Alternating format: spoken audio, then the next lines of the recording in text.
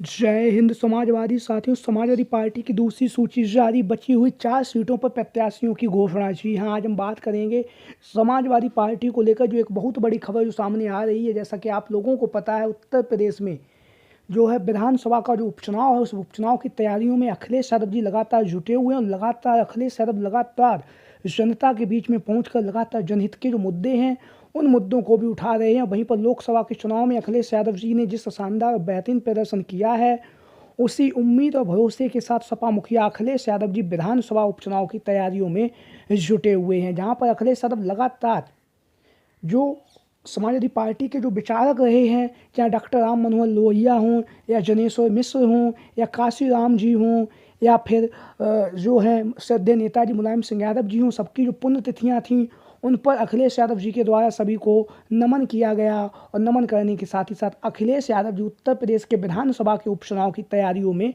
जुटे हुए हैं। कल अखिलेश यादव जी ने, जहां पर आप सभी लोगों को पता है, समाजवादी पार्टी के जो प्रेरणा स्रोत थे, समाजवादी विचारधारा के जो प्रेरणा स्रोत थे, डॉक्टर राम मनोहर लोहिया की जो पुण्यतिथि थी, उस पुण्यतिथि के अवसर पर अखिलेश यादव जी ने उन्हें श्रद्धांजलि अर्पित की है। और श्रद्धांजलि अर्पित करने के साथ साथ उनका आशीर्वाद लिया है, जिससे कि विधानसभा के उपचुनाव में जिस तरह से अखिलेश यादव जी के द्वारा लोकसभा के चुनाव में जो करारी शिकस्त भारतीय जनता पार्टी को दी गई है, वही शिकस्त, वही प्रदर्शन विधानसभा उपचुनाव में भी जारी रहे।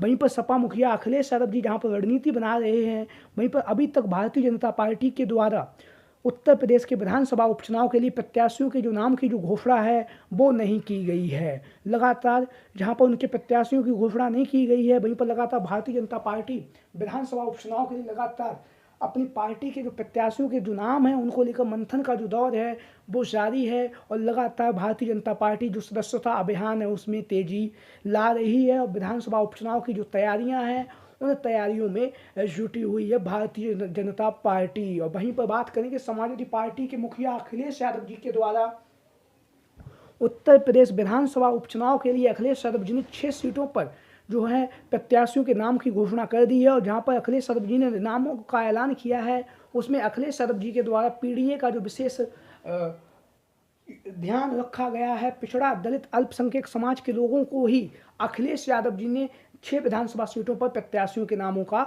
ऐलान किया है। वहीं पर अखिलेश यादव जी के द्वारा ऐलान कर दिया गया है कि उत्तर प्रदेश के विधानसभा के उपचुनाव में इंडिया गठबंधन बरकरार रहेगा। कांग्रेस पार्टी के साथ में मिलकर अखिलेश यादव जी विधानसभा उपचुनाव लड़ने जा रहे हैं। वहीं पर अगर हम बात करें तो जो हमारा अनुमान कह रहा है वो ये है कि अखिलेश यादव जी के द्वारा कांग्रेस पार्टी को जो 4 विधानसभा सीटें जो बची हुई हैं उनमें से 2 विधानसभा सीटों पर उपचुनाव लड़ने के लिए कांग्रेस पार्टी को दिया जाएगा। जो 4 विधानसभा सीटें बची हुई हैं उसमें से हम आपको बता दें, खैर, कुंदरकी, मीरपुर और उसके बाद गाजियाबाद, ये 4 विधानसभा सीटें हैं जहां पर उपचुनाव के अभी प्रत्याशियों की जो घोषणा है वो इंडिया गठबंधन के द्वारा नहीं की गई है। इनमें से 2 सीटें कांग्रेस पार्टी के खाते में जाती हुई दिखाई दे रही हैं। पहली जो सीट है वो है अलीगढ़ की खैर की विधानसभा सीट। और अलीगढ़ की खैर की विधानसभा सीट जो कांग्रेस पार्टी के पक्ष में जाती हुई दिखाई दे रही है। और यहाँ से भारतीय यहाँ से बात करें कांग्रेस पार्टी की, अगर प्रत्याशी की बात करें तो यहाँ से कांग्रेस पार्टी के प्रत्याशी के तौर पर रोहतास सिंह जाटव का नाम लगातार चर्चाओं में बना हुआ है। वहीं पर यहाँ पर एक सियासी उठापटक देखने के लिए हमें मिली है, जहाँ पर एक सर्वे में श्रीमती चारुकेन को भाजपा की पहली पसंद बताया गया था। वहीं पर वही चारुकेन जी ने चारुकेन जी ने जो है कांग्रेस पार्टी की सदस्यता ले ली है। और कांग्रेस पार्टी की जो महिला नेत्री हैं अलका लांबा ने उन्हें सदस्यता दिलवाई है। जैसा कि आप लोग इन तस्वीरों में देख भी रहे हैं, श्रीमती चारुकेन जी किस बेबाकी तरीके से अलका लांबा जी को फूल और गुलदस्ते देकर कांग्रेस पार्टी की उन्होंने सदस्यता ली है। और वहीं पर श्रीमती चारुकेन जी, जो आप लोगों ने इनका नाम सुना भी होगा, 2022 के विधानसभा के चुनाव में यह जो खैर की विधानसभा सीट से बसपा की तरफ से चुनावी मैदान में उतरी थी 71 विधानसभा खैर से। हालांकि इन्होंने बहुत ही शानदार बेहतरीन प्रदर्शन किया था और 62,000 वोटों से ज़्यादा इन्हें वोट मिले थे। और कहीं ना कहीं बहुजन समाज पार्टी ने खैर की विधानसभा सीट पर दूसरा स्थान प्राप्त किया था। तो मायावती जी ने खैर की विधानसभा सीट पर, जहां पर श्रीमती चारुकेन को 2022 का विधानसभा का चुनाव लड़वाया था, वही चारुकेन अब बहुजन समाज पार्टी को छोड़कर जो है कांग्रेस पार्टी में शामिल हो चुकी हैं। और कांग्रेस पार्टी में शामिल होने के साथ ही साथ उनका जो खैर की विधानसभा सीट से चुनावी मैदान में उतरने की जो चर्चाएं हैं वो काफ़ी तेज़ी के साथ अब आगे बढ़ रही हैं। वहीं पर बात करेंगे जो दूसरी जो विधानसभा सीट है जो कांग्रेस पार्टी को मिलती हुई दिखाई दे रही है वो है गाजियाबाद की सदर की विधानसभा सीट।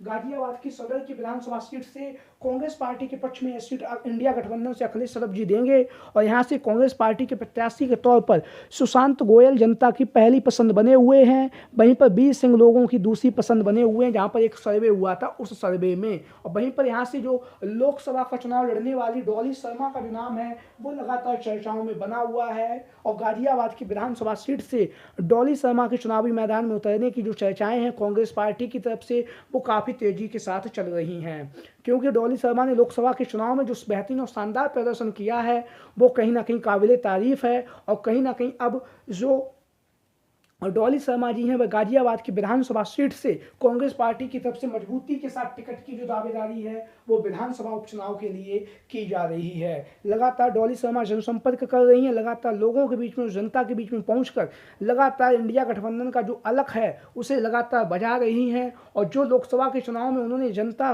ने उन्हें प्यार मोहब्बत दी थी उस मोहब्बत को बरकरार रखने के लिए डॉली शर्मा कांग्रेस पार्टी की तरफ से गाजियाबाद की सदर की विधानसभा सीट से प्रत्याशी के रूप में चुनावी मैदान में उतर सकती हैं। इस तरह की चर्चाएं लगातार चल रही हैं। वहीं पर बात करेंगे अब जो दो बची हुई विधानसभा सीटें हैं वो है कुंदरकी और जो है मीरापुर की विधानसभा सीट। तो आज हम बात करेंगे बची हुई इन दोनों विधानसभा सीटें जो हैं वो समाजवादी पार्टी अपने पास रखने जा रही है, जिस तरह की जो जानकारी आ रही है। और वहीं पर समाजवादी पार्टी की तरफ से दोनों ही विधानसभा सीटों पर जो प्रत्याशी हैं, अनेक प्रत्याशी हैं और अनेक प्रत्याशी होने के साथ साथ अखिलेश यादव लगातार लखनऊ पार्टी कार्यालय में बैठकर जो मंथन का दौर है वो लगातार जारी है। वहीं पर बात करेंगे मीरपुर की विधानसभा सीट से, बात करें इंडिया गठबंधन से और समाजवादी पार्टी के प्रत्याशी के तौर पर जो सपा की जो पहली पसंद है वो साहब मोहम्मद राणा बने हुए हैं। लगातार साहब मोहम्मद राणा जो हैं कादर राणा के पुत्र हैं। वहीं पर यहाँ से दूसरा जो नाम है श्याम लाल उर्फ बच्ची सैनी का जो नाम है वो यहाँ पर एक सर्वे हुआ था, उस सर्वे में जनता ने दूसरी पसंद पर चुना है श्याम लाल उर्फ बच्चू सैनी को। तो वहीं पर कादर राणा मजबूती के साथ लगातार जो मीरापुर की विधानसभा सीट है यहाँ से चुनाव प्रचार कर रहे हैं, लगातार लोगों के बीच में, जनता के बीच में पहुंचकर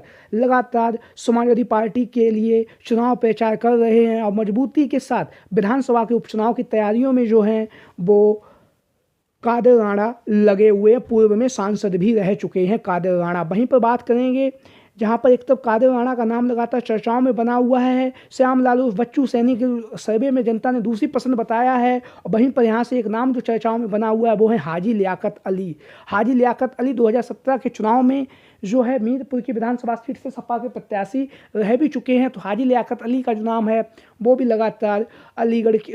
लगातार मीरापुर की जो विधानसभा सीट है वहाँ से सपा प्रत्याशी के रूप में लगातार चर्चाओं में बना हुआ है हाजी लियाकत अली, जैसा कि आप लोग इन तस्वीरों में साफ तौर से देख भी रहे हैं, जहाँ पर हाजी लियाकत अली मजबूती के साथ चुनाव प्रचार कर रहे हैं। लगातार इंडिया गठबंधन के पक्ष में वोट मांगने की जो अपील है वो लगातार जारी है। वहीं पर बात करेंगे कुंदरकी की विधानसभा सीट जो मुरादाबाद की लोकसभा सीट के अंतर्गत आती है और कुंदरकी की विधानसभा सीट पर कहीं ना कहीं आजम खान साहब का जो मजबूत स्तर रहा है, क्योंकि समाजवादी पार्टी में मुस्लिमों के सबसे बड़े नेता के तौर पर आजम खान का जो नाम है वो लगातार चर्चाओं में बना हुआ है। कुंदरकी की विधानसभा सीट जो है वहाँ पर मुस्लिम बाहुल्य सीट है। यहाँ पर लगभग 63% जो मतदाता हैं वो मुस्लिम समाज से आते हैं। तो कहीं ना कहीं आजम खान का जो यहाँ पर मजबूती के साथ प्रभाव भी रहा है और प्रभाव रहने के साथ साथ मुरादाबाद के लोकसभा के चुनाव में आपने देखा भी होगा